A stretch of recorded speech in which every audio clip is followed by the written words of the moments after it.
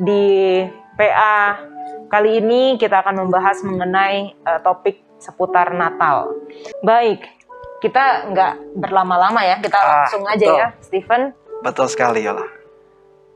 Pertanyaan pamungkas seluruh dunia, seluruh dunia perkristenan mungkin ya, pendeta ya.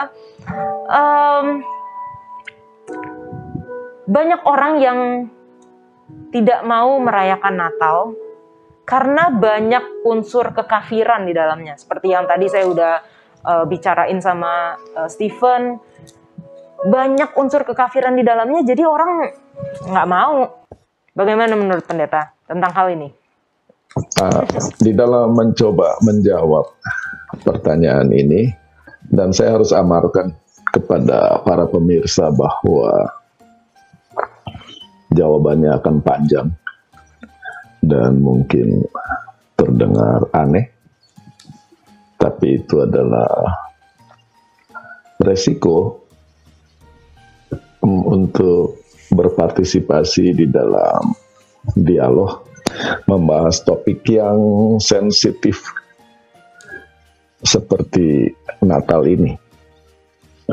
Kebenaran itu satu, tetapi kebenaran itu bagaikan permata dan bisa dilihat dari berbagai sudut pandang, dan setiap sisi pandang akan menampilkan kemilau cahaya yang berbeda.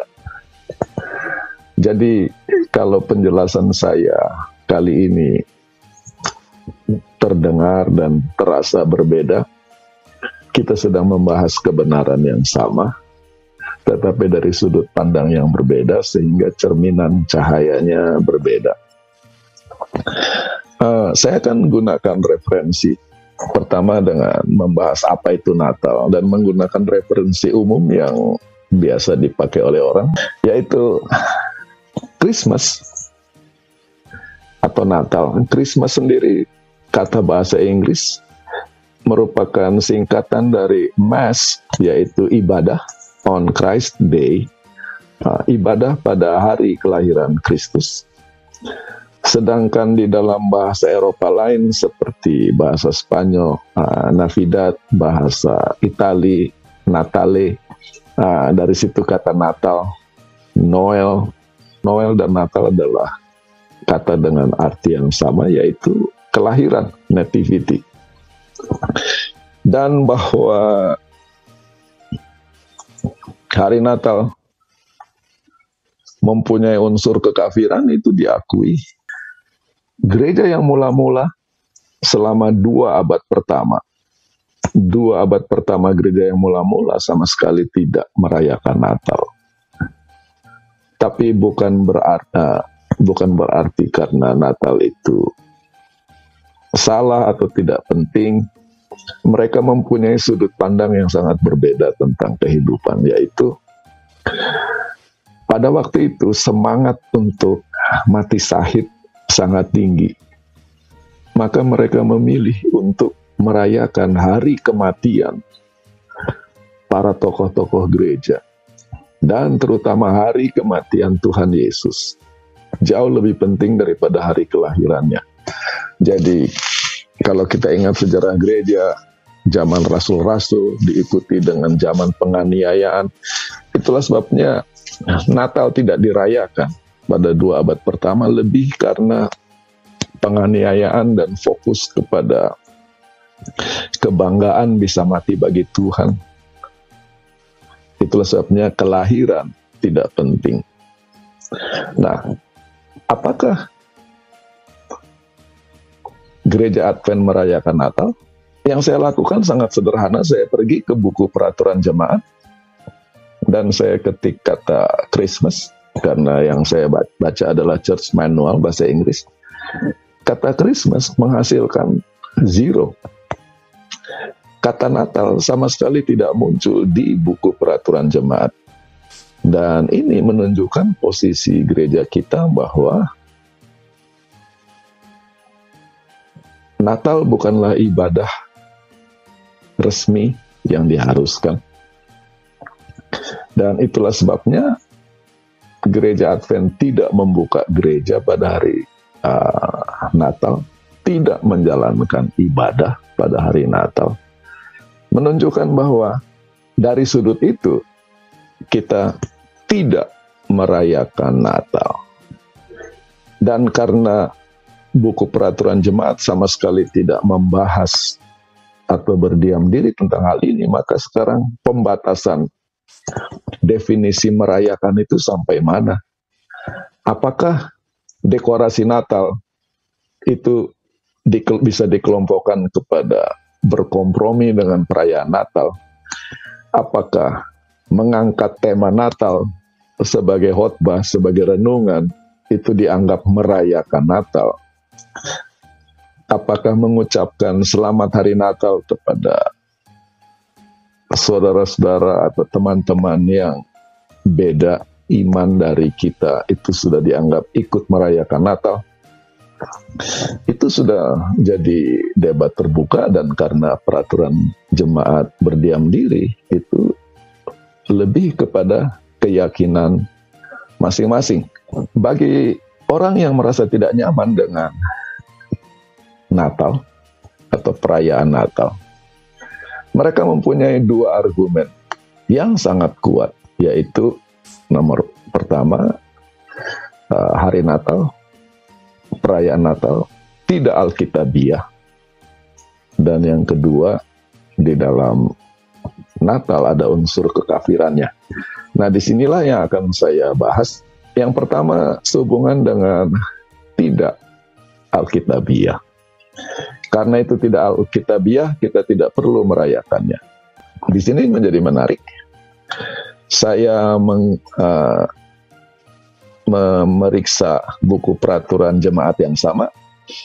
Saya ketik kata New Year, tahun baru. Hasilnya sama, 0. Peraturan sidang sama sekali tidak menyinggung tentang tahun baru. Tetapi di banyak tempat, tahun baru yang juga tidak alkitabiah, kita buka gereja, kita membuat ibadah. Jadi,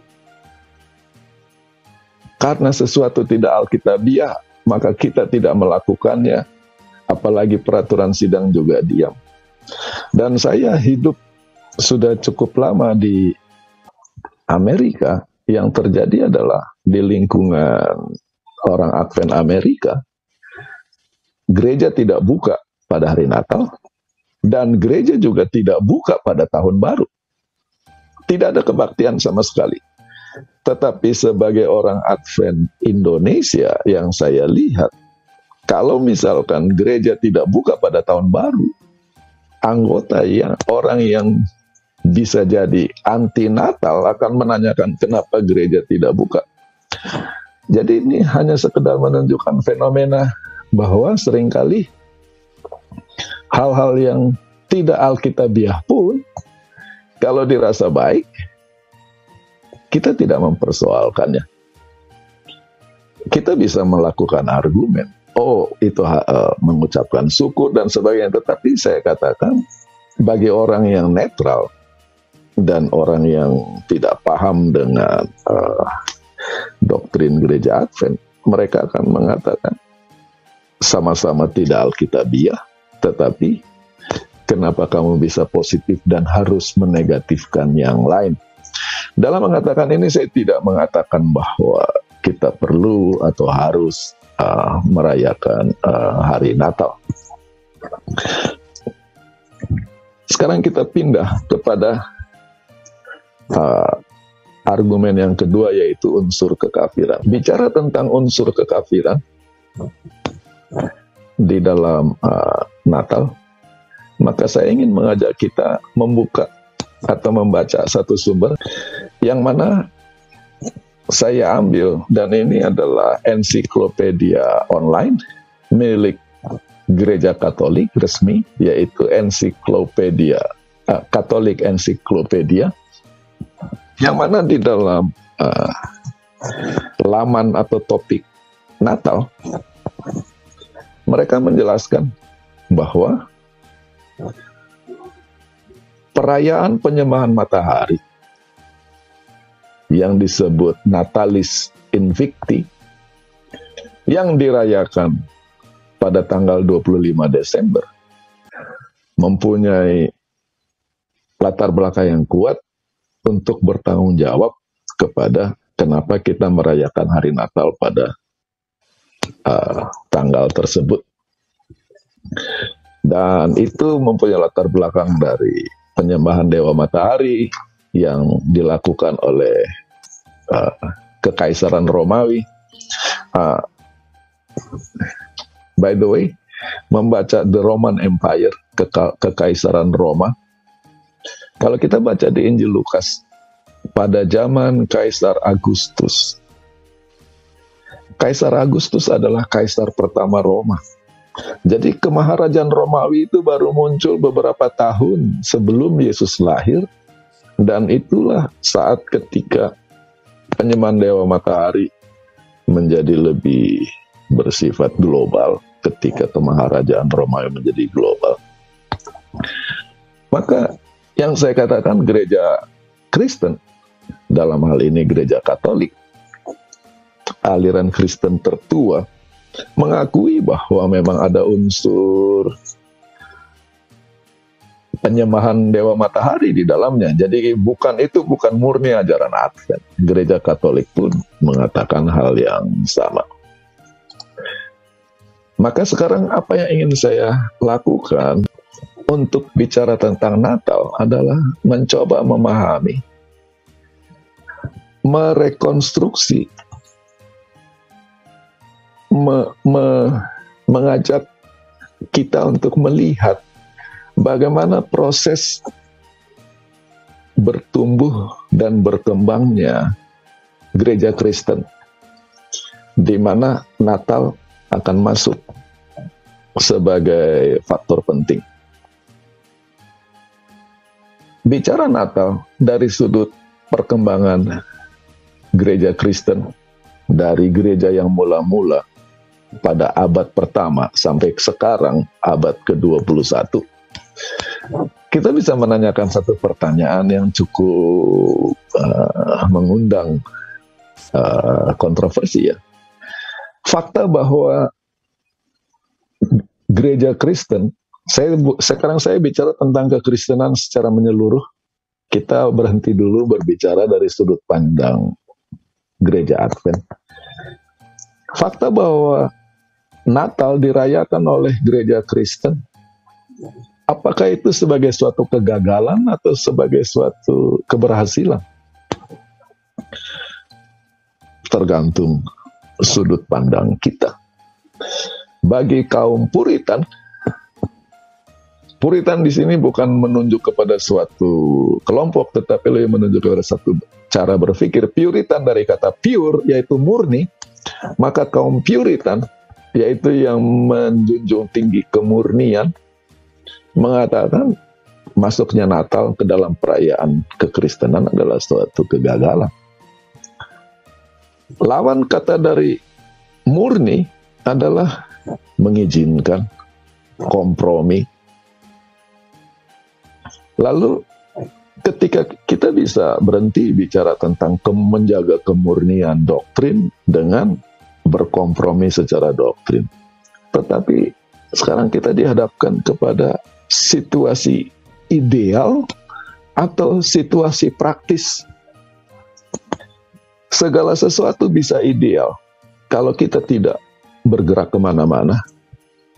Kalau kita hanya berkumpul sesama kita, biasanya dalam jumlah kecil, maka kita bisa seia sekata, sehati sepikir, seperti murid pertama-tama di ruang atas di hari raya Pantekosta. Itu ideal. Tetapi begitu mereka keluar dari ruangan itu dan mereka mulai menjalankan tugas yang dipercayakan Tuhan Yesus kepada mereka, yaitu pergilah, jadilah saksiku di Yerusalem, seluruh Yudea, Samaria, ke ujung bumi, Maka ketika kita keluar, idealisme, kemurnian menjadi suatu tantangan yang sangat besar. Saya akan terangkan lebih jauh, tetapi untuk saat ini saya akan memberi suggestion, suatu pandangan bahwa perayaan Natal itu adalah bagian dari konsekuensi keberhasilan pekabaran Injil. It is the consequence of missionary success. Dan itu akan kita lihat lebih jauh. Saya akan terangkan langkah demi langkah. Ada pertanyaan, Pendeta. Mungkin ini agak di luar konteks sedikit, tapi tadi ketika Pendeta katakan mengenai Puritan atau konsep atau orang yang berpikir bahwa menjaga kemurnian. Bukankah memang kita yang mengaku umat sisa itu harus menjaga kemurnian? Dan pertanyaan selanjutnya mungkin lebih ke tidak semua yang tidak alkitabiah itu bisa atau baik juga untuk dilakukan. Contohnya seperti New Year tadi yang tidak ada baik secara mungkin di Alkitab maupun di Church Manual, Christmas. Mungkin kalau lebih generalnya lagi ulang tahun. Kan di Alkitab nggak ada juga tentang ulang tahun, tapi banyak orang yang merayakannya, banyak orang yang merasa oh ini satu waktu yang patut untuk bersyukur, untuk mungkin bisa berbagi juga. Nah, jadi hubungannya antara mungkin yang tidak semua yang tidak alkitabiah bisa kita lakukan dalam kehidupan praktikal, tapi di satu sisi kita sebagai umat sisa harus menjaga kemurnian. Bagaimana, Pendeta? Sebelum saya jawab pertanyaan ini, kalau untuk Anda yang bergabung di acara kali ini dan hanya menunggu jawabannya ya atau tidak, saya berada di sini bukan untuk menjawab pertanyaan Natal ya atau tidak. Saya hanya mengajak kita untuk melihat proses masuknya Natal, dinamika yang terjadi. Oke, menjawab pertanyaan pertama tentang kemurnian, Puritan, dan yang kedua tentang hal-hal yang tidak alkitabiah apa otomatis buruk.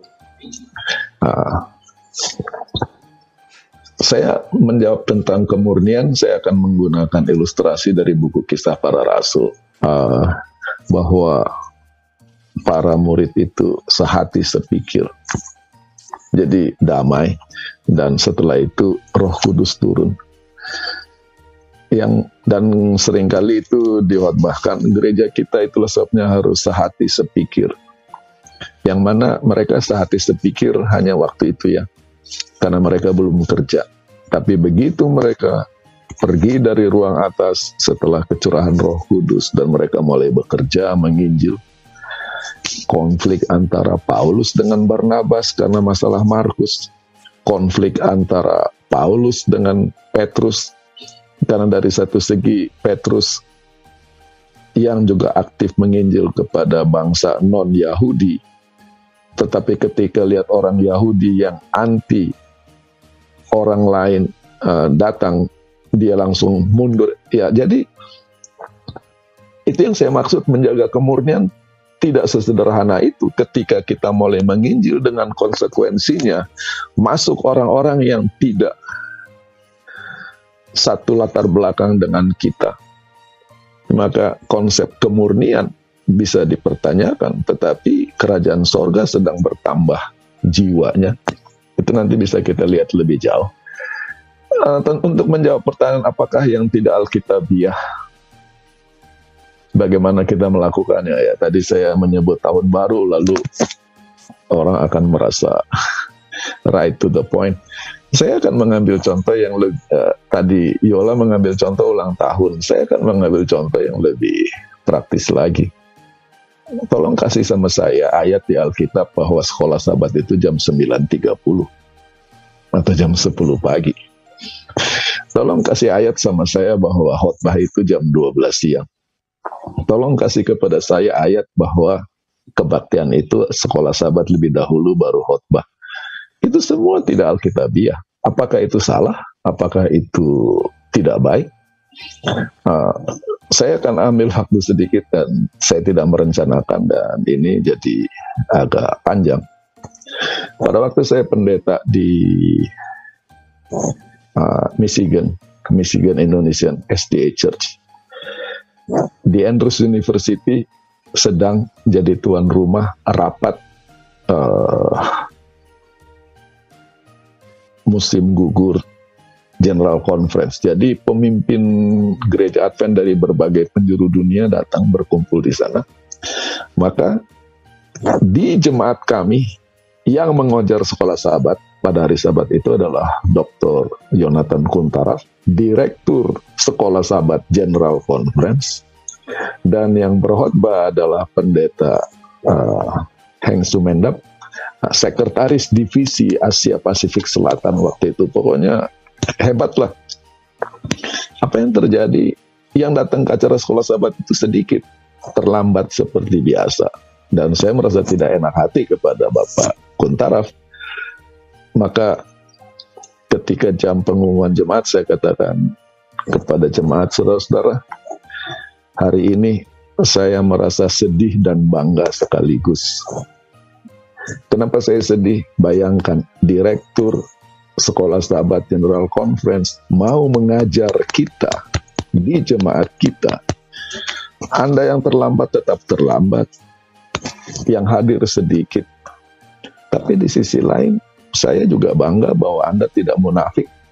Memang Anda biasa terlambat, jadi walaupun yang datang pemimpin General Conference pun Anda tetap terlambat, menunjukkan kejujuran. Lalu Dr. Kuntaraf tertawa, dan habis khotbah dia datang sama saya, lalu dia bilang, by the way, Dr. Kuntaraf adalah guru saya waktu saya sekolah kependetaan. Dia bilang, kamu tahu kenapa acara sekolah sahabat itu jam 9 atau 9.30? Dulunya sebelum gereja Advent ada, belum muncul dalam panggung sejarah, para pionir masih hari Minggu. Itu dalam tradisi orang Amerika. Kenapa kebaktian jam 9? Karena mereka harus peras susu dulu. Jam 6 pagi sampai jam 8. Kasih makan ternak. Habis itu baru mereka ke gereja. Jadi maksud saya, kebaktian mulai jam 9.30 itu tidak alkitabiah dan latar belakangnya sangat praktis. Mereka mengurus ternaknya sebelum ibadah. Jadi, tapi apakah itu buruk? Sama sekali tidak. Saya pernah ke Israel, di Israel tidak ada acara khotbah, dan cara orang Israel memelihara sabat sangat berbeda. Mereka punya acara lebih tutup sabat ya. Jadi acara pentingnya itu mulai jam 4, jam 5 sore dan terus sampai sepanjang malam minggu mereka bersuka cita. Itu yang bisa saya jawab kepada Yola tentang apakah yang tidak alkitabiah otomatis buruk? Sama sekali tidak. Bagaimana menjaga kemurnian? Idealnya murni, tetapi konflik. Yang namanya orang mulai kerja ya jadi kotor ya. Kita tidak bisa murni terus ketika, maksud saya murni bukan pada cacat, tetapi ini bagian dari proses aktivitas. Puas pendeta, karena Tuhan memberikan kita hikmat ya, berarti ketika Tuhan katakan let's reason together gitu ya, memakai hikmat kita untuk menimbang, seperti gitu ya pendeta ya? Ya, walaupun akan ada orang katakan jangan berhati-hati dengan kamu punya hikmat, tapi itulah bagian konsekuensi ya. Mengikut Tuhan itu adalah dinamika yang penuh realitas ya, bukan suatu hal yang abstrak dan teoritikal. Oke. Secara teori kan segala sesuatu harus murni, harus sempurna, tetapi begitu kita datang ke dunia praktek, akhirnya kita lakukan yang terbaik. Baik. Tapi boleh saya kembali kepada masalah penginjilan sampai muncul Natal? Silakan dilanjutkan. Ya, ini contoh dinamika penginjilan. Sebelum Tuhan Yesus naik ke sorga, dia berpesan, jadilah saksiku di Yerusalem, seluruh Yudea, Samaria, dan sampai ke ujung bumi. Ketika mereka masih menginjil di Yerusalem, ketika mereka masih menginjil di seluruh Yudea, mereka itu masih homogen. Ketika mereka bicara Mesias, pendengarnya mengerti Mesias yang sama. Ketika mereka bicara tentang Tuhan, pendengarnya mengerti bahwa mereka sedang menunjuk kepada Tuhan yang sama. Tetapi begitu bergeser ke Samaria, dan ini dialami oleh Tuhan Yesus sendiri, tiba-tiba sekarang sudah tidak homogen lagi. Kata yang sama mempunyai arti yang berbeda. Penyembahan di mana? Menyembah, oke, menyembah. Di mana? Samaria katakan di gunung ini. Israel katakan di Yerusalem. Ini yang saya maksud tadi dengan kemurnian. Jadi, tiba-tiba terjadi antara kami dan kamu. Waktu menginjilnya masih di Yerusalem dan di seluruh Yudea, tidak ada kamu. Kami, sepaham, sepikir, budaya sama, reference yang sama. Ini baru bergeser ke Samaria saja, sudah terjadi perbedaan sudut pandang. Apalagi ketika ke ujung bumi yang konsep tentang Tuhannya sama sekali berbeda, konsep tentang kebenarannya sama sekali berbeda dari nilai-nilai Yudaisme yang mana asal mula gereja mula-mula itu masih muncul dari Yudaisme lahir. Yang namanya perayaan Natal itu adalah konsekuensi dari penginjilan di luar batas-batas negeri perjanjian. Konsekuensi.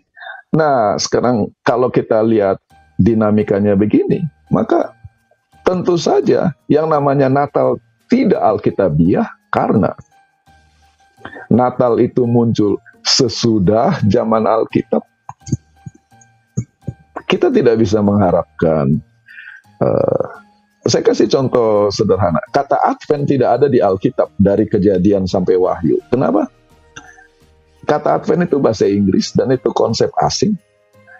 Prinsipnya ada di Alkitab, tetapi katanya sendiri. Kenapa? Karena Advent adalah fenomena setelah zaman Alkitab. Jadi Natal itu adalah fenomena setelah zaman Alkitab. Jadi tidak alkitabiah. Itu adalah hari raya yang dirayakan oleh orang Kristen dimulai di luar Yudaisme. Jadi kalau hari-hari raya yang ada di Alkitab ya hanya hari raya Paskah, Pantekosta, hari raya Pondok Daun-Daunan. Itu. Tetapi karena ini sekarang penginjilan sudah keluar, bukan hanya secara lokasi tetapi orangnya sudah bukan lagi non-Yahudi, maka unsur itu. Itulah sekarang saya sedang bicara tentang konsep kemurnian.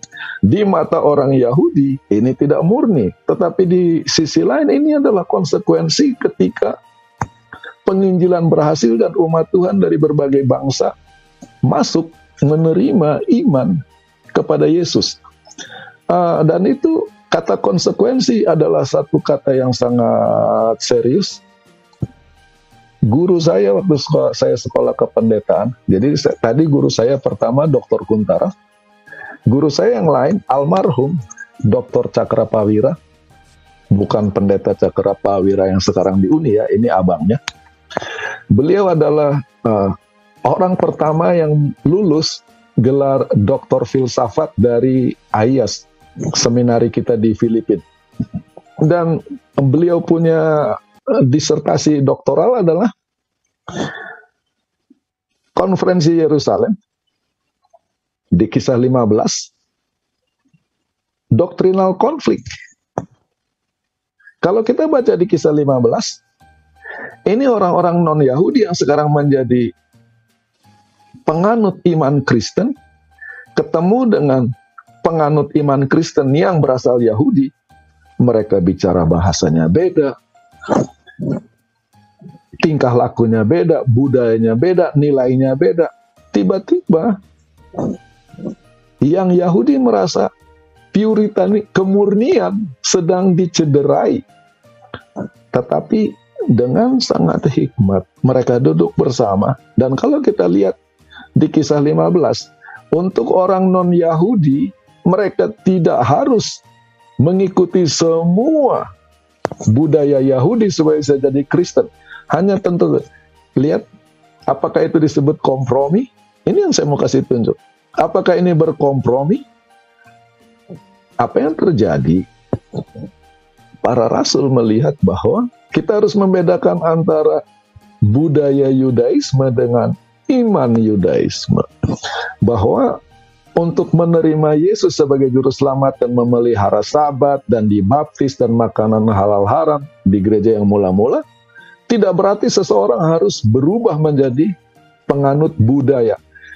Ini yang saya katakan. Jadi kalau saya katakan Puritanism, yaitu ketika orang yang berbeda dari kita masuk menjadi penganut iman kita, karena mereka tidak punya latar belakang yang sama, cenderung kita merasakan, ini merusak kemurnian. Sekarang kita bergerak lebih jauh. Saya akan baca dari Wahyu pasal 2, yaitu jemaat yang ketiga. Tuliskanlah kepada malaikat jemaat di Pergamus. Dan nasihat atau teguran Tuhan Yesus kepada jemaat Pergamus sangat terkenal. Aku mempunyai beberapa keberatan terhadap engkau. Di antaramu ada beberapa orang yang menganut ajaran Bileam, yang memberi nasihat kepada Balak untuk menyesatkan orang Israel supaya mereka makan persembahan berhala dan berbuat zina. Slide berikutnya. Bagi kita yang suka ikut seminar Wahyu, kita tahu 7 jemaat, dan 7 jemaat mewakili 7 periode di dalam sejarah gereja. Dan Pergamus sebagai periode yang ketiga, paralel dengan kuda hitam di Wahyu pasal 6, Efesus kuda putih, murni, Smyrna kuda merah, penganiayaan, Pergamus kuda hitam, yaitu dari putih sekarang hitam, kemurnian tidak terjaga, Tiatira kuda hijau kuning warna kematian, iman sudah mati. Maka secara sederhana kita menyimpulkan, di zaman Pergamus terjadi kompromi, dan iman yang tadinya putih sekarang sudah jadi hitam. Yang saya mau katakan, masalahnya tidak sesederhana itu. Kita perlu mengerti bahwa 7 jemaat di Wahyu 2 dan 3 punya 3 makna. Yang pertama adalah setiap surat mencerminkan kondisi jemaat secara lokal. Kalau Pergamus, ya kota Pergamus secara lokal. Pada waktu itu, pada zaman buku itu ditulis. Di sisi yang kedua, masing-masing jemaat menggambarkan periode tertentu dalam sejarah gereja. Poin yang ketiga, di setiap zaman ada pengalaman yang diwakili oleh ketujuh sidang. Saat ini, sementara kita sedang hidup, ada umat Tuhan yang murni seperti Efesus, ada yang sedang teraniaya seperti Smyrna, ada yang sedang terkompromi seperti Pergamus, dan ada yang sedang mati seperti Tiatira. Di zaman yang sama, jadi 3 lapis ini. Maka sekarang kita lihat, kenapa saya terangkan ini? Kita lihat aplikasi lokal dari Pergamus. Begini cara Tuhan Yesus membuka pekabarannya kepada jemaat Pergamus. Aku tahu di mana engkau diam, yaitu di sana, di tempat tahta iblis. Dan kata di mana iblis diam, itu menutup nasihat Yesus kepada jemaat Pergamus di Wahyu 2 ayat 13. Kenapa Pergamus disebut tahta iblis di buku Wahyu? Karena Pergamus adalah pusat penyembahan dewa Asklepius. Ini adalah dewa kesembuhan, dan dewa ini adalah penjelmaan dari Zeus dalam bentuk ular, dan dewa ini adalah juru selamat. Asklepius yang dalam bentuk ular, itulah menjadi lambang apotik. Kan kalau kita lihat apotik, ular. Apa hubungan apotik dengan ular? Itu karena ilmu apotik, ilmu kedokteran yang berkembang di dunia barat adalah berasal dari Greka. Maka itu adalah dewa kesembuhan. Dan kalau Anda lihat di gambar apotik, ularnya itu menjulurkan lidah. Sementara bisa ular mematikan, oleh Asklepius justru bisanya adalah kesembuhan. Maka ini adalah jelmaan Zeus, ular. Ingat di dalam pemikiran orang Yahudi, cerita Taman Eden, ular adalah setan yang menjatuhkan Adam dan Hawa. Tetapi Asklepius yang ular ini adalah juru selamat. Tidak heran. Aku tahu di mana engkau diam, yaitu di sana, di tempat tahta iblis. Dan bahwa ini bicara Asklepius, lihat pembukaan surat kepada jemaat Pergamus. Tuliskanlah kepada malaikat jemaat di Pergamus, inilah firman Dia yang memakai pedang yang tajam dan bermata dua. Jadi sekarang firman yang keluar dari mulut itu, sementara Asklepius adalah lidah ular berbisa, Yesus digambarkan mengeluarkan pedang yang tajam bermata dua. Apa itu pedang yang tajam bermata dua? Menurut Ibrani 4 ayat 12, firman Allah hidup dan kuat, lebih tajam dari pedang bermata dua manapun.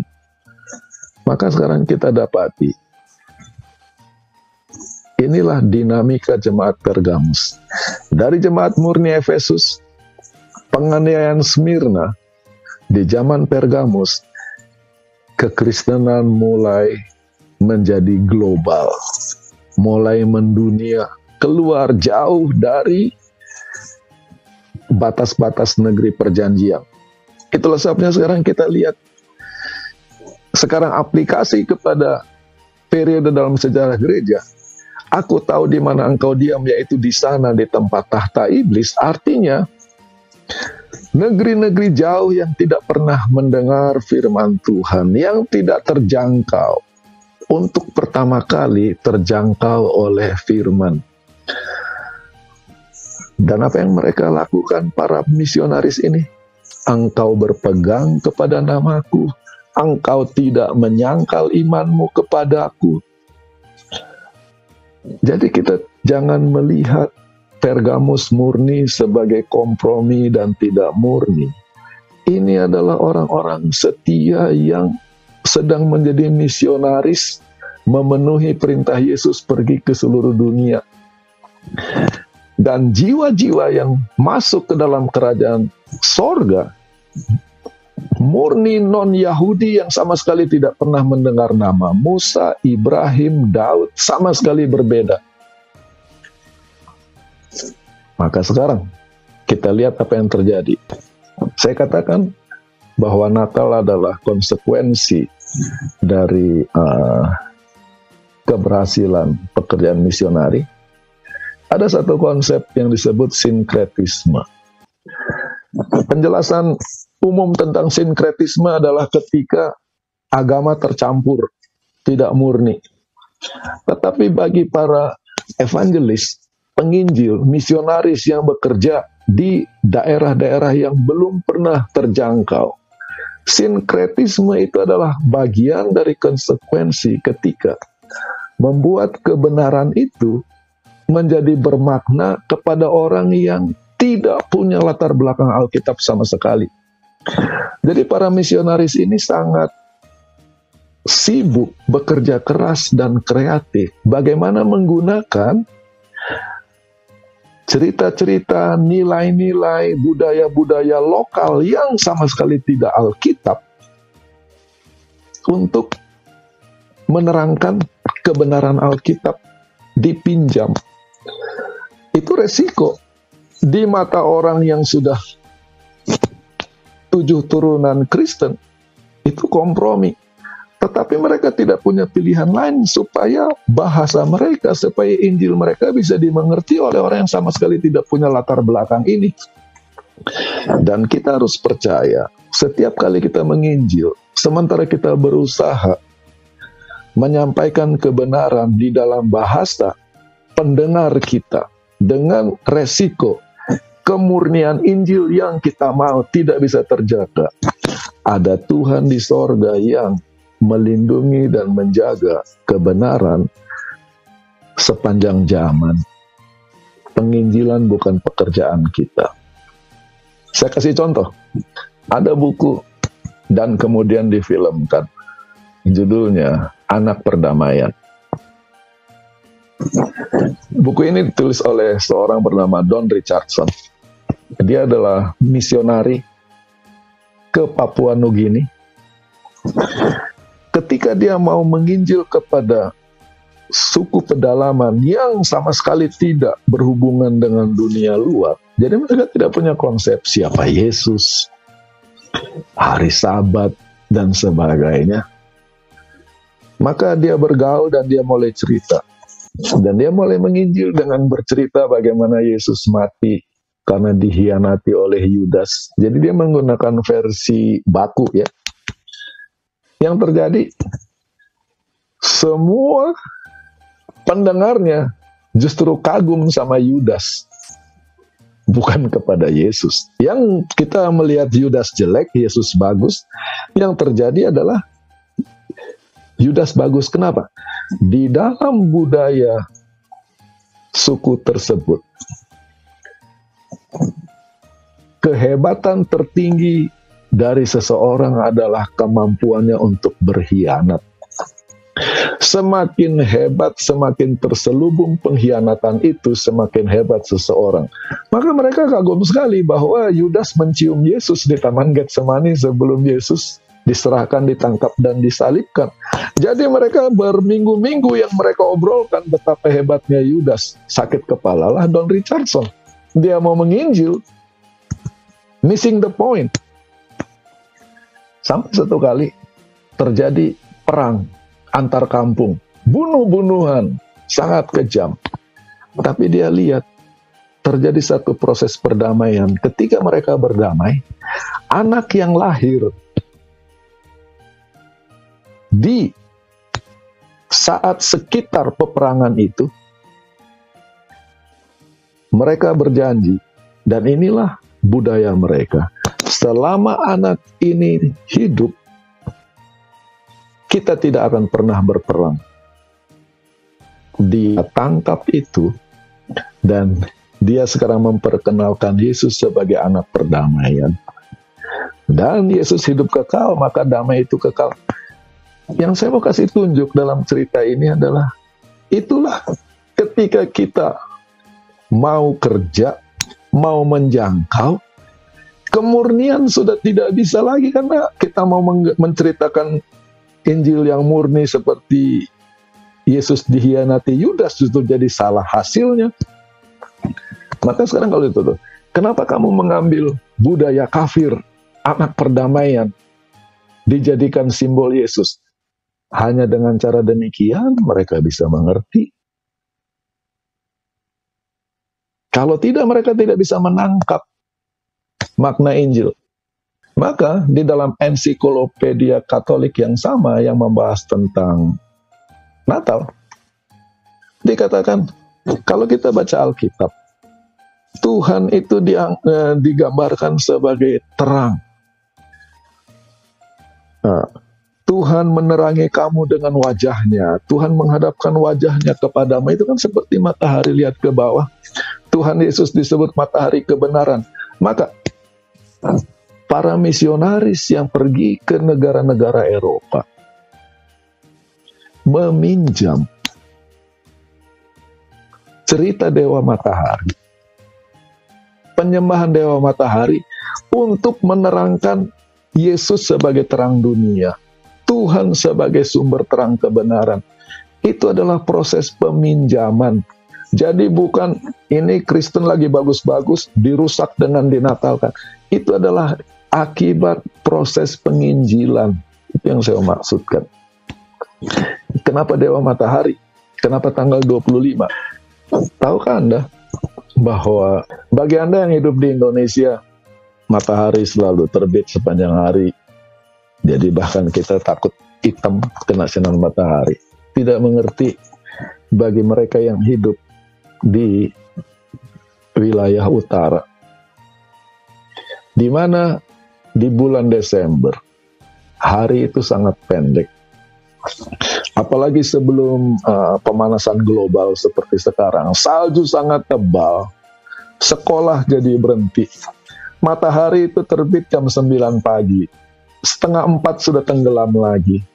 Nah, di masa itu, hari yang paling gelap sepanjang tahun adalah 25 Desember. Maka ketika di masa yang paling gelap dari tahun, mereka merindukan matahari. Karena dengan musim panas, hari sangat panjang, mereka bisa bekerja, bertani, mengumpulkan bahan makanan. Jadi tanggal 25 Desember adalah hari penyembahan dewa matahari, justru karena matahari itu paling pendek hari itu, dan itulah kerinduan mereka untuk terang. Di musim salju, semua tanaman mati, kering seperti mati. Satu-satunya tanaman yang tetap segar, tetap utuh, hanya pohon cemara. Itulah saya pohon cemara disebut evergreen. Maka ketika bangsa-bangsa Eropa ini melihat pohon cemara, mereka melihatnya sebagai simbol kekekalan, hidup selama-lamanya. Ketika di musim dingin, mereka hanya bisa makan makanan yang dikeringkan. Ketika mereka memakan stroberi yang dikeringkan, mereka rindu stroberi yang segar, kesegaran, kenikmatan, dinamika. Maka warna merah itu adalah simbol kehidupan. Jadi yang saya mau katakan, tanggal 25, pohon cemara, bola-bola warna merah, itu semua dipinjam oleh para misionaris untuk menuntun kepada kebenaran yang lebih baik, kebenaran yang lebih sempurna. Kamu rindu matahari ketika hari sedang gelap, udara sangat dingin. Anda tidak pernah mendengar istilah wind chill. Jadi wind chill itu begini, temperatur hari ini adalah 2 derajat Celcius. Temperatur. Tetapi kalau angin berhembus, dan angin berhembus melintasi salju dan es, di badan rasanya minus 30. Dingin sekali musim dingin, gelap dan kelihatan tidak ada kehidupan. Mereka merindukan matahari, kehidupan. Pohon cemara menggambarkan kekekalan, kehidupan abadi. Buah beri yang warna merah menggambarkan kehidupan yang penuh dan sempurna. Lihat ini, saya cuma mengutip dari Wikipedia. The history of strawberry dates back to ancient Rome. Sejarah strawberry mundur ke belakang ke zaman Romawi purba. Menggambarkan Venus, Dewi cinta kasih, menjadi simbol kesuburan, karena itu kan segar. Dan di kemudian hari, oleh orang-orang yang tidak punya latar belakang Alkitab, karena mereka bukan Yahudi, bukan Israel, tidak tahu Alkitab, mereka bangun gereja. Di gereja mereka ukir stroberi untuk menggambarkan apa katanya? Kesempurnaan. Itulah cara mereka merindukan kesempurnaan. Non-biblikal, tetapi ya itu resikonya. Lalu sejauh ini, apa ada pertanyaan, komentar Stephen sama Yola sebelum saya teruskan? Mendengar ini, Anda bisa berpikir dalam hati, bagus, tapi itu kan teori manusia. Boleh nggak kasih sesuatu yang lebih bisa jadi pegangan? Saya tidak mengada-ada membahas semua ini resiko bahwa bagaimana pohon cemara adalah betul praktek kekafiran, merindukan kekekalan, dewa matahari merindukan matahari kebenaran, stroberi, beri warna merah merindukan kesempurnaan, kesuburan. Ada seorang penulis buku rohani, namanya Ellen White, dan dia menulis buku judulnya Kerinduan Segala Zaman. Buku Kerinduan Segala Zaman adalah refleksi Ellen White tentang pengalaman Yesus ketika di dunia ini berdasarkan Injil. Di pasal ketiga dari buku Kerinduan Segala Zaman, judulnya adalah Waktunya Sudah Genap. Di pasal ini Ellen White membahas bagaimana kelahiran Yesus pada waktu itu. Dia mengutip dari Galatia 4 ayat 4 dan 5. Ketika waktunya sudah genap, Allah mengutus putranya. Jadi dia sedang membahas tentang waktu kelahiran Yesus, peristiwa kelahiran Yesus. Kalau saya menggunakan bahasa orang non-Kristen, peristiwa Natalnya Yesus, karena Natal itu kan lahir. Natal bahasa Itali, Natale. Natalnya Yesus. Ini yang sedang dia bahas. Dan apa yang dia bahas? Kita lihat.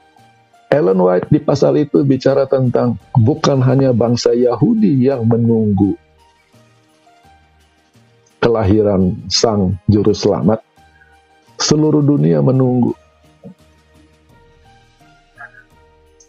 Dikatakan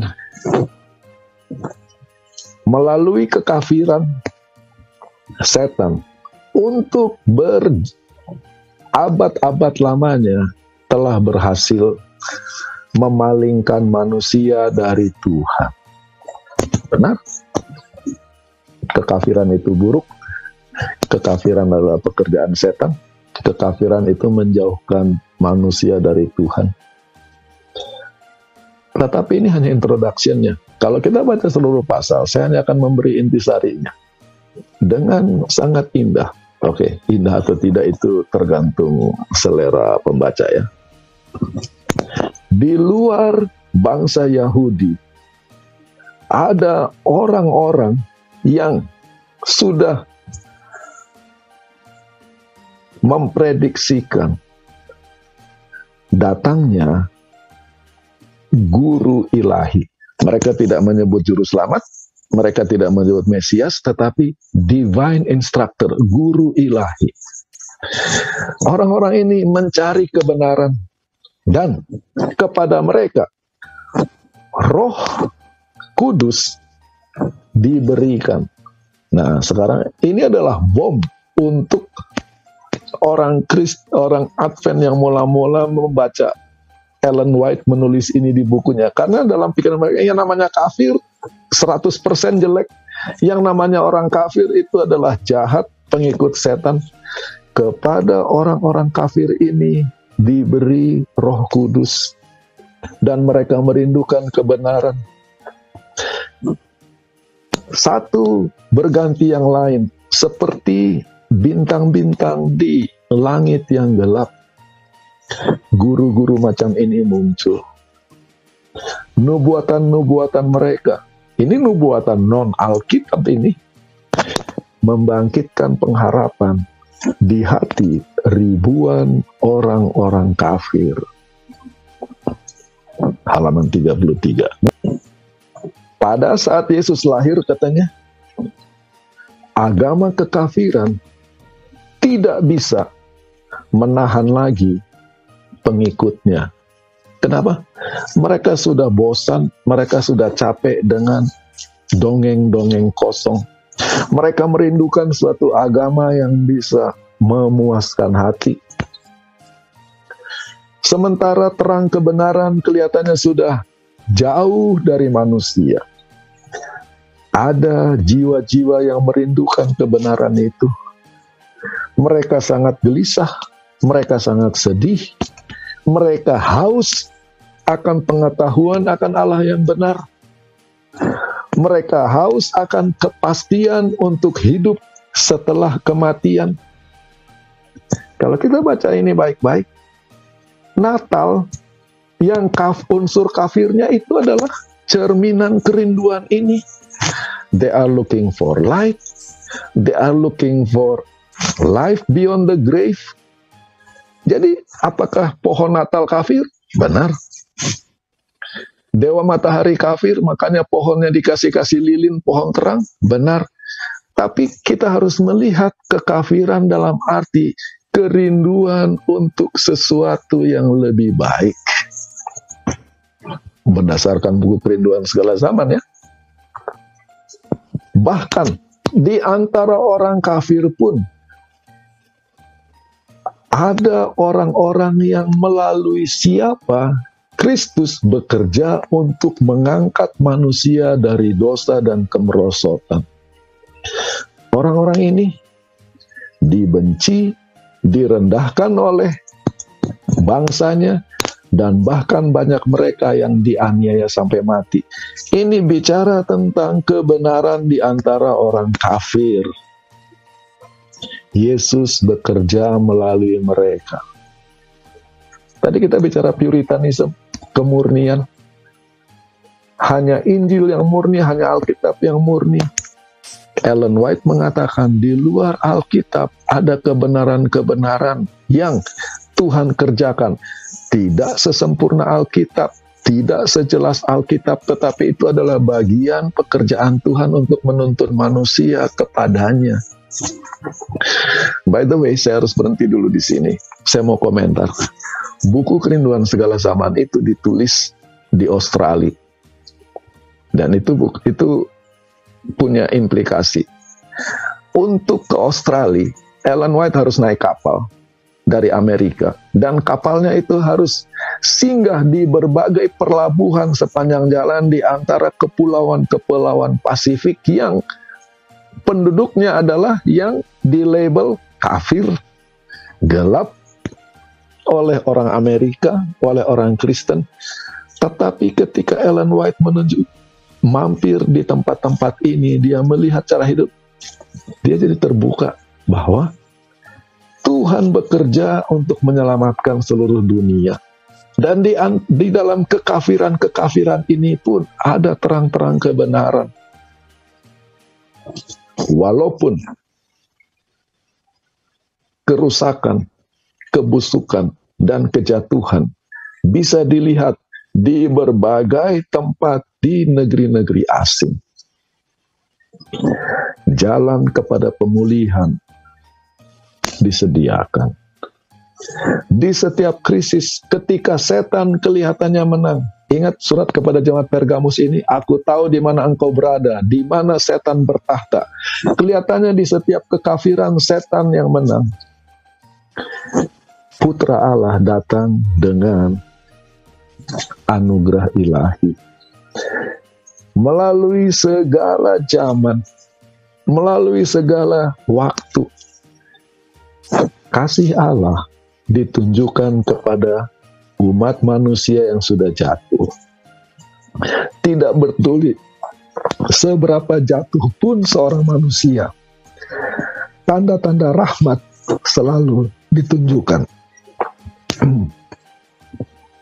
Ini adalah kutipan yang luar biasa. Yang saya mau katakan, kafir jelek, umat Tuhan benar. Saya minta izin minum ya, karena suara saya hilang. Kita Kita bisa menggunakan dikotomi itu, dan Anda berhak penuh. Tetapi di sisi lain, kita bisa melihat bersama Ellen White, benar unsur kafir, tetapi motifnya apa? Kekafiran yang sedang mencari kebenaran yang lebih baik.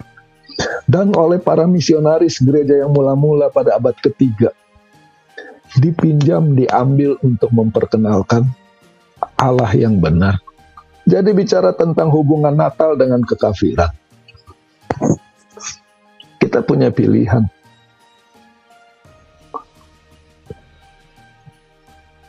Titik awalnya Natal itu kekafiran. Benar. Tapi kita bisa melihatnya sebagai peminjaman praktek-praktek kafir yang digunakan untuk menuntun kepada terang yang lebih besar. Itulah gambar yang warna kuning. Atau pendekatan kita, karena Natal itu punya unsur kafir, buang saja semuanya. Tidak ada yang perlu, tidak ada yang baik. Kita berhak, kita bisa. Itu masalah pilihan pribadi. Saya tidak bisa memaksa orang. Tetapi kalau kita melihat cara berpikir Ellen White ketika menceritakan waktu kelahiran Yesus dan bagaimana dunia menunggu kelahiran Yesus. Pada saat kelahiran Yesus, kekafiran sedang melemah kekuatannya di antara para pemeluknya. Kenapa? Mereka merindukan pengetahuan tentang Allah yang hidup. Mereka merindukan kepastian akan hidup di balik kubur, tentang kebangkitan. Apa yang harus kita lakukan dengan Natal? Bagaimana kita mau melihat Natal? Betul, Natal tidak sempurna. Nomor satu, tidak alkitabiah karena itu adalah praktek yang lahir sesudah zaman Alkitab selesai ditulis. Makanya tidak alkitabiah. Itu adalah praktek yang lahir di luar budaya Alkitab. Jadi tidak bisa dibuktikan dengan Alkitab. Maka kita akan melabel kekafiran? Bisa. Dengan berkembangnya zaman, Natal sekarang lebih merupakan komersil, Christmas sale, baju di diskon supaya orang kepengen baju baru, hedonism, hura-hura, pesta-pesta. Setuju? Benar. Sekularisme dalam arti sekarang Natal, orang non-Kristen pun menikmati Natal tanpa harus memeluk agamanya, dan mereka senang libur Natal, jalan-jalan. Kita bisa melihat Natal untuk mendebatkan masalah kemurnian iman yang sudah merosot. Kita sudah bisa bicara tentang eksklusivisme.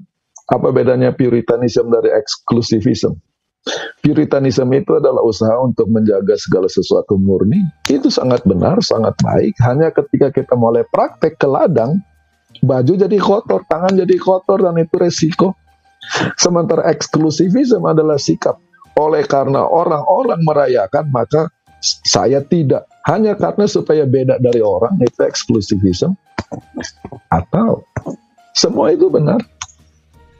Tetapi segala unsur kekafiran yang menjadi asal-usul Natal itu bisa kita baca dari kacamata kerinduan segala bangsa, segala zaman untuk Allah yang benar, untuk keselamatan.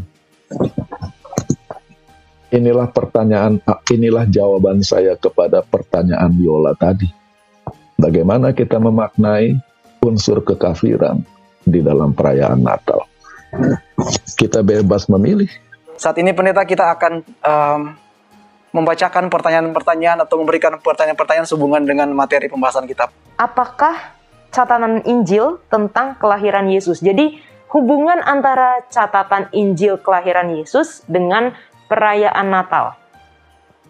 Kita lihat bagaimana cerita kelahiran Yesus di Injil bisa memberi kepada kita suatu masukan. Di Lukas 1 ayat 5 dikatakan, pada zaman Herodes, Raja Yudea, adalah seorang imam yang bernama Sakaria dari rombongan Abia. Istrinya juga berasal dari keturunan Harun, namanya Elizabeth. Ini adalah informasi yang penting. Kenapa? Di ayat 8 dari Lukas 1 dikatakan, pada suatu kali waktu tiba giliran rombongannya, Sakaria melakukan tugas keimaman di hadapan Tuhan. Jadi Sakaria adalah imam dan dia bekerja melayani di Ka'bah. Mari kita buka 1 Tawarikh 24.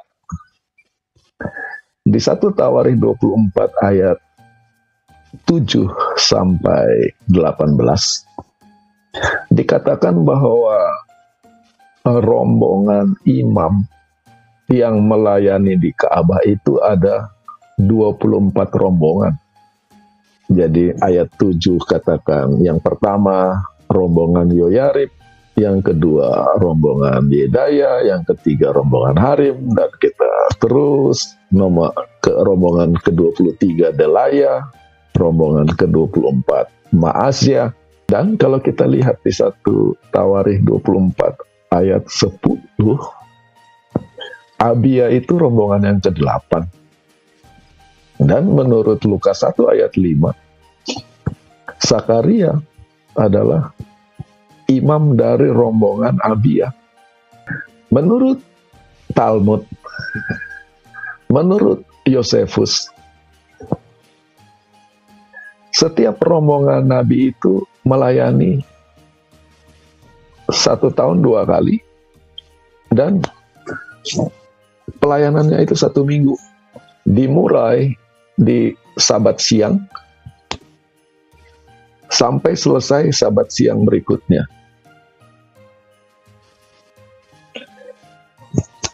Tetapi pada hari raya Paskah, pada hari raya Pantekosta, dan pada hari raya Pondok Daun-Daunan, seluruh rombongan Nabi yang 24 itu semuanya ada di Ka'bah karena sangat sibuk.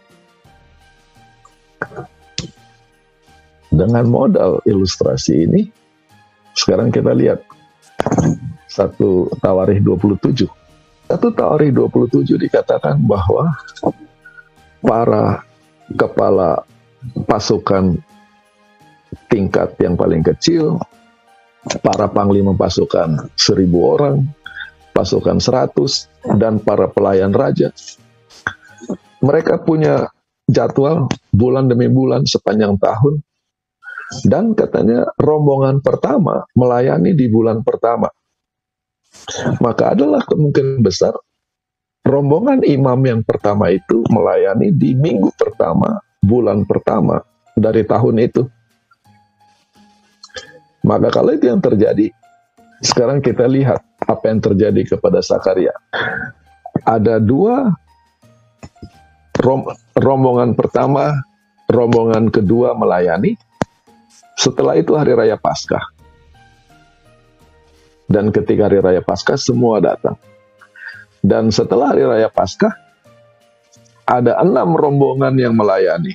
Karena ada 6 minggu antara Paskah ke Pantekosta. Dan kita tahu bahwa kelompok Sakaria adalah rombongan yang ke-8. Maka 2 tambah 6, Sakaria melayani di Ka'bah tepat 1 minggu sebelum perayaan Pantekosta. Yang mana hari raya Pantekosta jatuh pada minggu kedua bulan Juni. Dan ketika dia sedang melayani, malaikat Gabriel menampakkan diri kepadanya.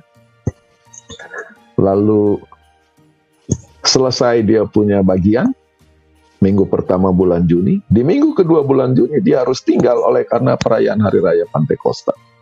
Menurut Lukas 1 ayat 23 dan 24, Ketika selesai jangka waktu tugas jabatannya, ia pulang ke rumah pada minggu ketiga bulan Juni. Beberapa lama kemudian, Elizabeth istrinya mengandung. Maka kemungkinan besar Elizabeth itu mengandung,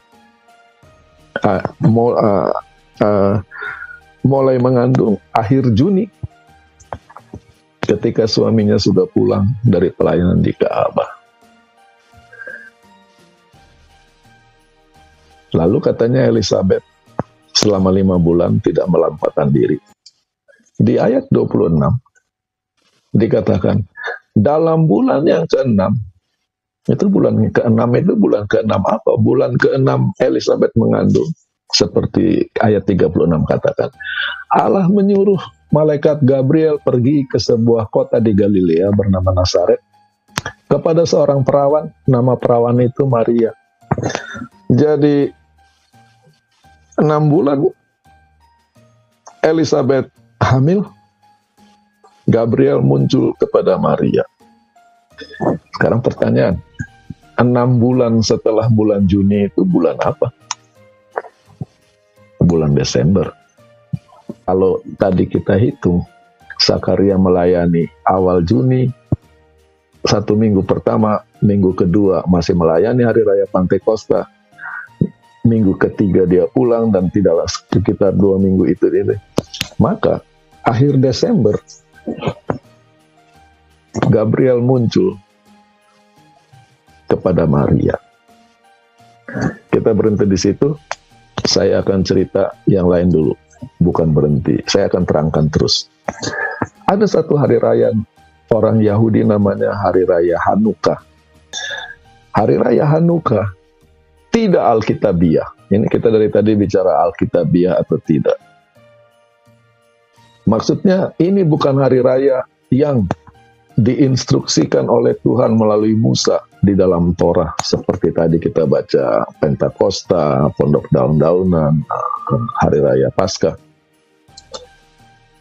Tetapi kita baca di Injil, ada petunjuk tentang Hari Raya Hanukkah ini, yaitu di Yohanes pasal 10.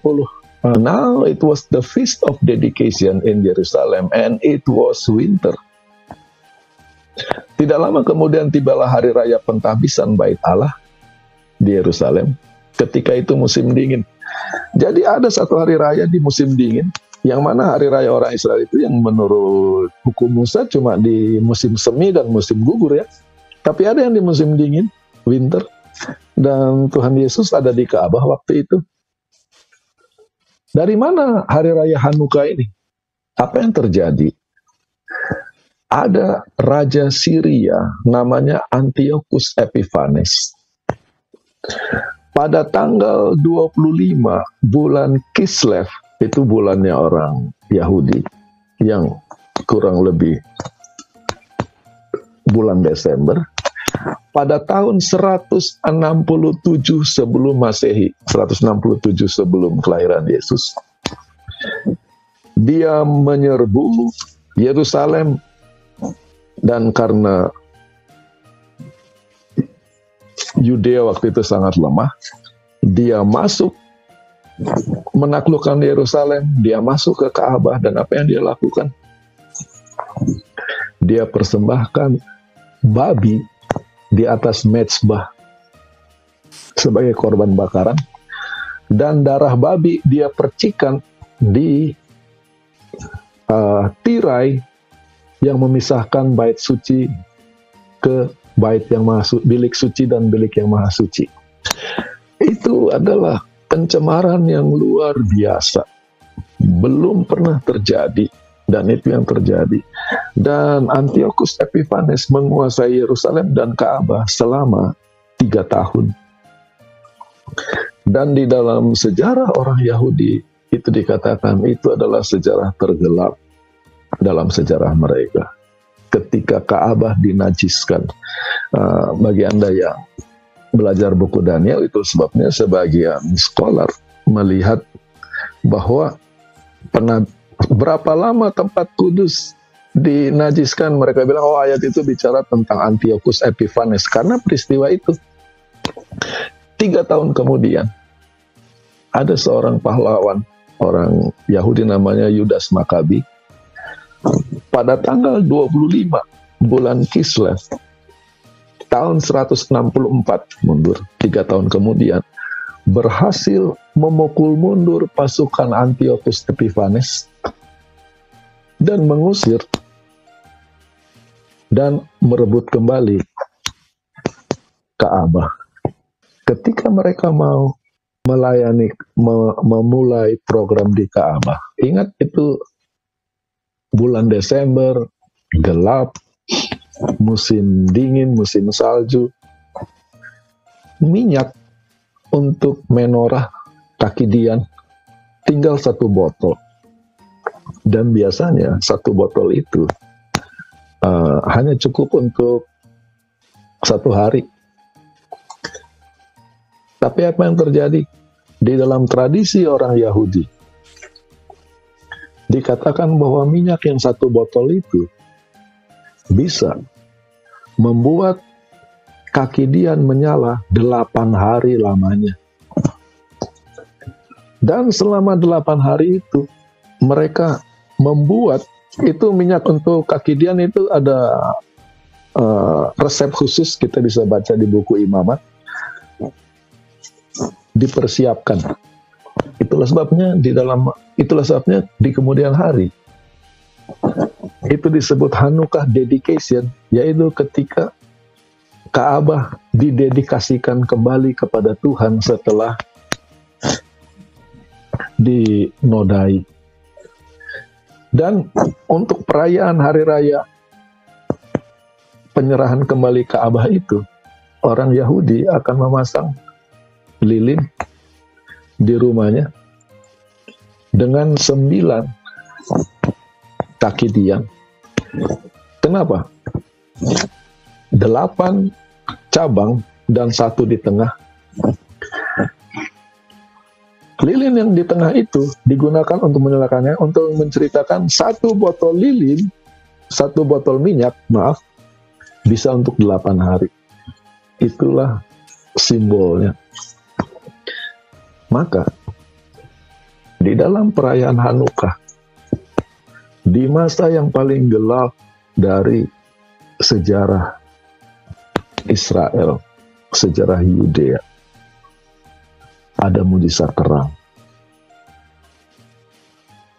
Itulah sebabnya, terutama di belahan barat, mungkin bagi kita yang di Indonesia kurang akrab, ketika masa Natal, kita juga melihat orang merayakan Hanukkah bagi orang Yahudi. Jadi di sini Happy Hanukkah and Merry Christmas sama, dan sama-sama bicara terang. Yang satu pohon terang, yang satu lilin terang, bicara tentang cahaya, dan itu membuat Hanukkah menjadi yang tadinya hari raya yang tidak Alkitabiah menjadi hari raya besar. Paskah ada di Alkitab, Pantekosta ada di Alkitab, tetapi jadi besar oleh karena pengucapan syukur ini, dan tiba-tiba kekristenan dan Yahudi jadi ketemu ketika sama-sama merayakan terang. Seperti saya katakan tadi, hari Natal tanggal 25, karena itu hari yang paling pendek, hari yang paling gelap, orang merindukan terang. Dari sudut kekafiran masuk ke dalam kekristenan, dari sudut Yahudi. Jadi bahkan hari raya Dewa Matahari itu baru diperkenalkan setelah ada Kekaisaran Roma, tetapi 150 tahun lebih sebelum hari raya Dewa Matahari diperkenalkan ke seluruh jajahan Roma, orang Yahudi sudah merayakan hari raya The Festival of Light, hari raya terang, hari raya pentahbisan kembali Ka'bah. Maka bisa dikatakan menurut Lukas 1 ayat 26 dan 27 bahwa Gabriel menampakkan diri kepada Maria bulan yang ke-6, dan mengumumkan bahwa Maria mengandung, itu adalah hari saat ketika seluruh bangsa sedang merayakan hari raya terang, Hanukkah, Festival of Light. Maka sekarang dengan latar belakang ini, coba kita baca Injil Yohanes. Bagaimana Yohanes menceritakan kelahiran Yesus. Dia menggunakan bahasa abstrak ya. Pada mulanya adalah firman. Firman itu bersama-sama dengan Allah. Dan firman itu adalah Allah. Ia pada mulanya bersama-sama dengan Allah. Dalam dia ada hidup. Dan hidup itu adalah terang manusia. Terang yang sesungguhnya yang menerangi setiap orang sedang datang ke dalam dunia. Kita orang Indonesia yang jadi Advent, orang Amerika yang jadi Advent, orang Indonesia yang jadi Kristen, orang Amerika yang jadi hilang baca ini. Tetapi pembaca Injil Yohanes yang mula-mula mereka tangkap bahwa penjelmaan Yesus, inkarnasi Yesus, dimulai dengan mengandungnya ibunya, jadi inception, bukan kelahirannya ya, baru mulai mengandung ibunya di dalam benih di dalam ibunya, dimulai ketika bangsa itu sedang merayakan. Ketika mereka di masa yang paling gelap dalam sejarahnya, direndahkan serendah-rendahnya, Tuhan memulihkan mereka, terang datang, mujizat terang di sana. Maka Yohanes mengatakan, terang yang sesungguhnya yang menerangi setiap orang sedang datang ke dalam dunia. Yesus sebagai terang ketika dia lahir itu bukan kata-kata sembarangan. Maka sekarang kita bisa melihat keterkaitan tema antara laporan di Lukas 1 ayat 26 dan 27 dengan kata-kata Yohanes di Yohanes 1 ayat 9. Dalam bulan yang ke-6 Allah menyuruh Gabriel pergi ke sebuah kota di Galilea bernama Nazaret kepada seorang perawan, nama perawan itu Maria. Engkau akan mengandung, dan mulai begitu Maria bersedia, aku hamba Tuhan, peristiwa dimulai. Yohanes punya versi. Terang yang sesungguhnya yang menerangi setiap orang sedang datang ke dalam dunia, sementara seluruh bangsa sedang merayakan Hanukkah selama 8 hari. Itu adalah perayaan 8 hari di akhir bulan Desember. Sekarang, jadi kita berhitung, kalau Yesus mulai dikandung pada akhir bulan Desember, dan Maria hamil 9 bulan 10 hari, maka kurang lebih Yesus itu lahir sekitar akhir September atau awal Oktober. Yang mana itu adalah hari raya Pondok Daun-Daunan. Maka bukanlah suatu kebetulan. Di Yohanes 1 ayat 14, Yohanes menulis, ini adalah ayat yang terkenal, firman itu telah menjadi manusia dan diam di antara kita. Kata diam di ayat ini, bahasa Gerikanya adalah skenoo. Terjemahannya berkemah. Firman itu telah menjadi manusia dan memasang kemahnya di antara kita. Tinggal di antara kita. Kenapa Yohanes menggunakan kosakata berkemah, memasang tenda? Karena itu adalah saat hari raya Pondok Daun-Daunan suasananya. Di Imamat 23 ayat 42, kepada seluruh Israel diberi instruksi, di dalam pondok-pondok daun kamu harus tinggal 7 hari lamanya. Setiap orang asli di Israel haruslah tinggal di dalam pondok-pondok daun. Kenapa? Supaya diketahui oleh keturunanmu bahwa aku telah menyuruh orang Israel tinggal di dalam kemah selama aku menuntun mereka sesudah keluar dari tanah Mesir. Akulah Tuhan Allahmu. Pondok daun-daunan mengingatkan masa mereka berkemah di padang belantara. Jadi tema kemah sangat kuat. Dan hari raya Pondok Daun-Daunan sangat unik karena ini adalah satu-satunya hari raya di mana mereka diperintahkan harus bersukaria di hadapan Tuhan 7 hari lamanya. Mereka tinggal di dalam tenda, mereka harus bersuka cita, mengenang kelepasan dari Mesir, dan pemeliharaan Tuhan di padang belantara.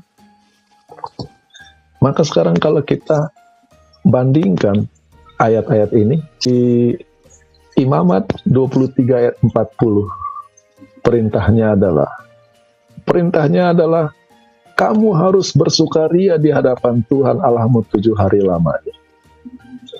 Di ayat 42, di dalam pondok-pondok kamu harus tinggal 7 hari lamanya.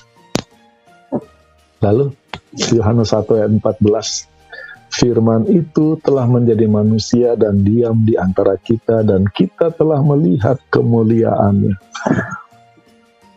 Yohanes 1 ayat 14 bicara tentang kelahiran Yesus.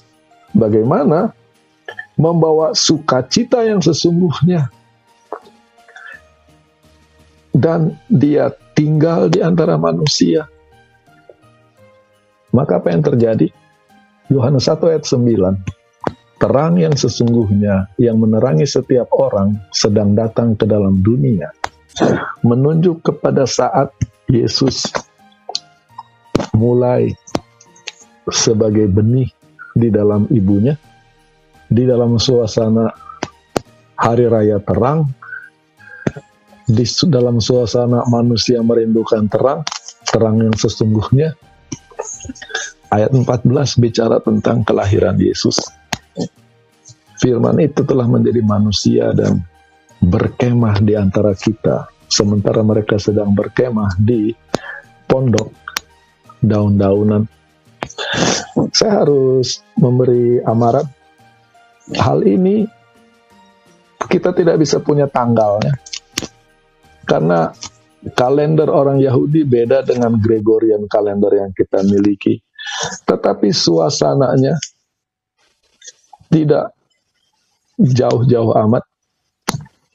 Yang saya mau katakan bahwa kalau kita sensitif dengan hari raya orang Ibrani, dengan pola berpikirnya orang Ibrani, maka Injil berbicara tentang kelahiran Yesus secara tidak langsung, Yohanes 1 ayat 14, tetapi juga bicara, jadi bisa dikatakan kalau saya harus bicara terus terang, hari raya Natal yang karena menggunakan konsep kelahiran Dewa Matahari dan sebagainya, jatuh tanggal 25. Ada unsur Yesusnya, tetapi lebih Yesus mulai dikandung oleh ibunya ketika dia menjelma.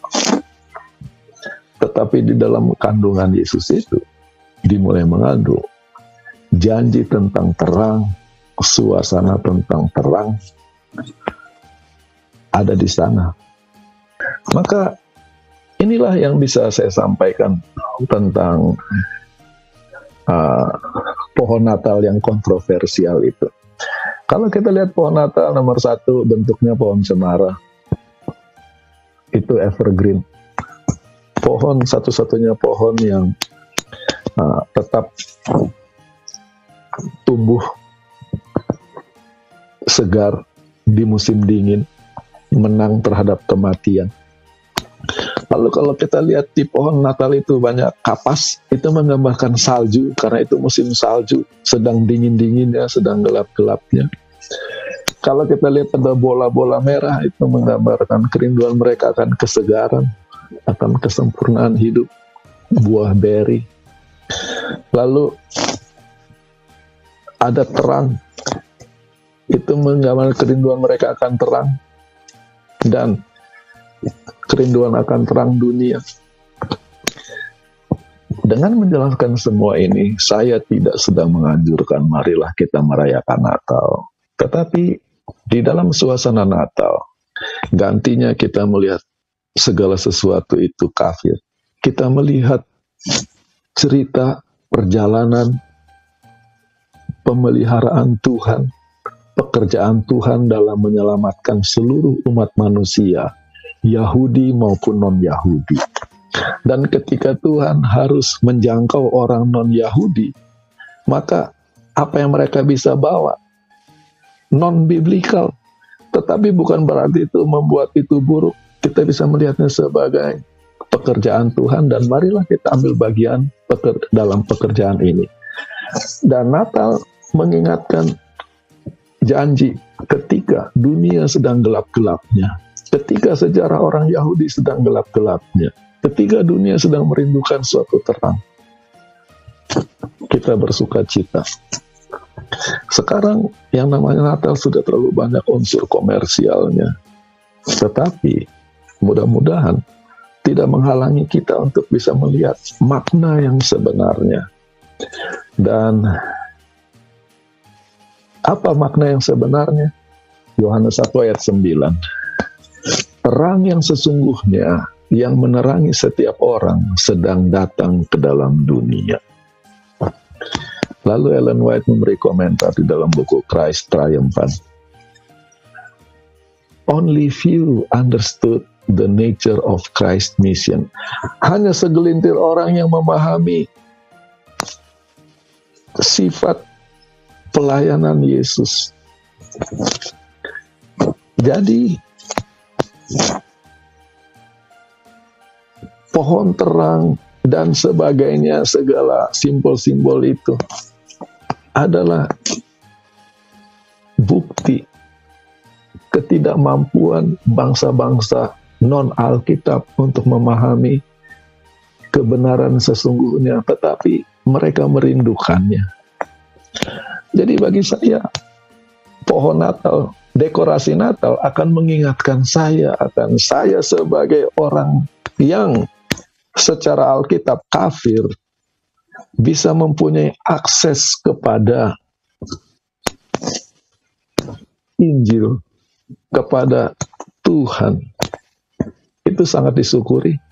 Walaupun sangat banyak yang bisa hanya sedikit yang memahami dan lebih banyak yang tidak bisa memahami, there was a widespread expectation of a mighty prince. Ada kerinduan, keinginan yang sangat besar untuk kedatangan seorang raja yang perkasa. Tidak dikatakan Mesias, mereka tidak punya konsep Mesias, tetapi raja yang kalau pakai bahasa Jawanya Ratu Adil. Raja yang akan membawa keadilan. A deliverer to the nations. Kembali, semua penjelasan ini tidak untuk mendorong orang merayakan Natal atau tidak, tetapi lebih untuk menolong mengerti, memahami, dan menghargai apa itu Natal, baik dari sudut kekafiran maupun dari sudut Alkitab dan bagaimana penulis Alkitab memahami kelahiran Yesus. Tadi pendeta sudah sempat menyinggung soal konsekuensi penginjilan, pendeta. Ada sinkretisme di sana tadi ya, pendeta. Apakah zaman sekarang kita boleh menginjil dengan berkompromi, pendeta? Contohnya katanya dari cara beribadah, berpakaian, atau musik dan lain-lain. Seperti itu, pendeta. Silakan. Oke. Mungkin itu kesalahan saya yang kurang jelas. Sinkretisme harusnya merupakan titik awal dari proses. Yang namanya penginjilan adalah pekerjaan yang tidak pernah selesai. Dimulai dengan meminjam nilai-nilai yang mereka miliki, tetapi dituntun lebih jauh dan lebih jauh dan lebih jauh dan lebih dekat kepada terang yang sebenarnya. Jangan cuma pinjam ditinggal. Jadi Natal pun kita bisa melihatnya sebagai peminjaman, tapi kalau mau dilihat, mau tinggal di situ terus juga salah. Itulah yang namanya kompromi. Tetapi kita mulai dengan apa yang mereka tahu dan menuntun lebih dekat kepada Tuhan, dan mudah-mudahan dengan generasi berikut dan generasi berikutnya akan sudah lebih dekat kepada yang ideal yang Tuhan miliki. Jadi kita bicara tentang penginjilan sebagai proses, bukan menginjil satu kali lalu ditinggal. Ini adalah proses seumur hidup dan proses sepanjang zaman. Kita tahu bahwa banyak sekali di kalangan mungkin orang Kristen, terlebih khusus mungkin orang-orang Advent yang masih berdebat, istilahnya debat kusir, pendeta. Ini boleh, ini nggak boleh, dengan segala pro dan kontra masing-masing, dengan argumen mereka yang seperti tadi penjelasan pendeta ini benar, memang argumennya benar. Tapi setelah penjelasan pendeta hari ini, bolehkah berikan statement pendeta untuk kalau boleh kita stop perdebatan kusir ini, sehingga kita bisa naik level gitu. Imannya nggak cuman berdebat boleh rayakan Natal atau enggak, tapi ayo kita naik tingkat gitu. Saya akan menggunakan ilustrasi tentang dua pendekatan ya di dalam menikmati iman. Yang satu adalah pendekatan pengadilan. Yang kedua adalah pendekatan penelitian. Di dalam pengadilan, ketika seseorang diadili, ada dua pihak yang sedang mau melakukan pembuktian, yaitu yang pertama adalah jaksa penuntut. Jaksa ini yang tugasnya supaya orang ini dihukum. Lalu ada pengacara, pembela, supaya orang ini tidak dihukum. Nah, jadi itulah dinamika pengadilan. Ketika saksi-saksi ditampilkan, bukti-bukti ditampilkan, maka yang saya mau bilang, di dalam approach pengadilan, itu baik pengacara maupun penuntut, mereka sangat subjektif. Sebelum datang, mereka sudah punya keputusan, orang ini harus dihukum. Yang satu bilang, orang ini harus dibebaskan. Jadi ketika mendengarkan informasi, mereka sangat selektif ya. Mereka hanya pilih sesuatu yang bisa digunakan, yang tidak bisa digunakan sebagus apapun dibuang. Karena itu tidak ada relevansinya dengan tugas mereka. Apakah penuntut atau pengacara, pembela. Nah, kalau kita belajar Alkitab model begitu, hanya pilih apa yang saya mau, yang lain karena nggak cocok dibuang, kita banyak ruginya. Sementara pendekatan penelitian, bahasa Inggrisnya itu research. Research itu dari kata search, mencari, menggali. Re artinya kembali. Orang lain sudah pernah lakukan bagaimana lilin dibakar jadi menyala. Tetapi apa saya sudah pernah mengalami membakar lilin sendiri. Jadi mengalami sendiri, menjalani sendiri. Di dalam research, penelitian, segala kemungkinan dinikmati, segala kemungkinan dilihat dan dituntun. Kita yang jadi tadi kalau kita gunakan istilah debat kusir, itu adalah beragama menggunakan pendekatan pengadilan, dan itu walaupun sangat energetik dan bisa menjadi sangat ramai, tetapi karena kita sistemnya sangat selektif, kita tidak berkembang. Kalau mau dalam mempelajari topik apapun, dalam mengikuti Tuhan, mengikutilah pendekatan research, meneliti kembali, menilai kembali, seperti ilustrasi yang saya gunakan tadi, permata yang sama. Coba dilihat dari sudut lain, akan memantulkan, mencerminkan keindahan yang berbeda-beda. Satu bangunan, kalau kita cuma lihat foto, depannya terus, lalu satu kali ada yang kasih tunjuk, nih, gedung apa ini? Ternyata bangunan yang sama, cuma foto belakangnya yang kita belum pernah lihat. Ini beda, karena ini beda yang dari saya tahu. Loh, karena kamu hanya lihat dari depannya selama ini, kamu kira itu salah. Jadi seringkali di dalam berteologi, di dalam belajar Alkitab, ketika diberi sesuatu yang sangat berbeda, kita langsung anti, karena ini beda dari yang saya tahu. Boleh jadi ini bagian belakang rumah yang kamu nggak pernah lihat, boleh jadi ini samping dari rumah. Bagaimana? Kan Yesus katakan, Roh akan menuntun kamu kepada kebenaran yang menyeluruh. Alkitab bacanya mengatakan seluruh kebenaran. Itu sangat berat, tetapi kebenaran yang menyeluruh artinya melihat kebenaran yang sama dari berbagai sudut pandang untuk menikmati, untuk menghargai dan memperluas wawasan. Itu yang bisa saya bilang mungkin.